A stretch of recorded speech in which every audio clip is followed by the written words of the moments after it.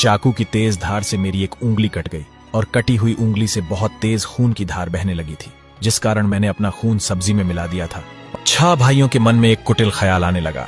वे सोचने लगे, इसके खून की चंद बूंदें इतनी स्वादिष्ट हैं तो इसका मांस कितना स्वादिष्ट होगा। रात के खाने के बाद 7 भाई सोने के लिए गए और 7 में फिर उसी बात की चर्चा छिड़ गई। बड़ा भाई कहने लगा, अरे खून की कुछ बूंदें इतनी स्वादिष्ट हैं तो शरीर का मांस कितना स्वादिष्ट होगा। सबने बड़े भाई की बात में हाँ में हाँ मिलाया। अगले दिन शिकार के लिए जाते समय 7 ने यह योजना बनाई कि बहन को मारकर उसका मांस बनाएंगे, खूब स्वादिष्ट होगा। 7वें भाई को अपने बड़े भाइयों की युक्ति बिल्कुल भी सही नहीं लगी।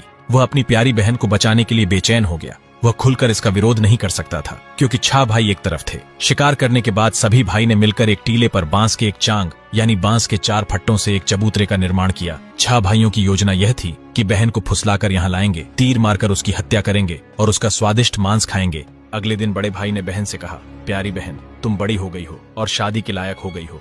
मैंने तुम्हारे लिए एक सुंदर से वर की तलाश की है। आज हम उसका घर देखने जाएंगे। तुम्हें भी सज संवर कर हमारे साथ चलना होगा। बहन शादी की बात से बहुत खुश हुई। 7 भाइयों की बहन तुरंत तैयार होकर भाइयों के साथ चलने लगी। चलते चलते वह थक गई।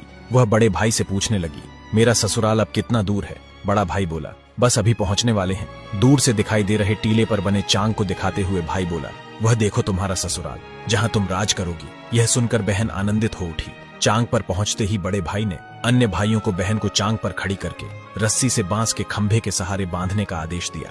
सभी भाई मिलकर फुर्ती से बहन को बांधने लगे। बहन असहाय थी। बहन अपने सभी भाइयों को हत्यारे के रूप में देखकर बहन का हृदय हाहाकार करने लगा। वह ईश्वर को याद करते हुए कहने लगी, हे ईश्वर, अब तुम ही मेरा सहारा हो।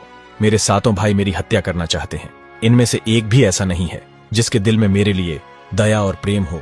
अपनी बहन की बातों से 7वां भाई द्रवीभूत हो उठा। बहन की पुकार पर वह तड़प कर रह गया, पर 6 भाइयों का प्रतिवाद करने का साहस नहीं जुटा पाया। बहन को निर्ममता से बांधने के बाद बड़े भाई ने सबको बारी बारी से अपनी बहन पर तीर से प्रहार करने का आदेश दिया।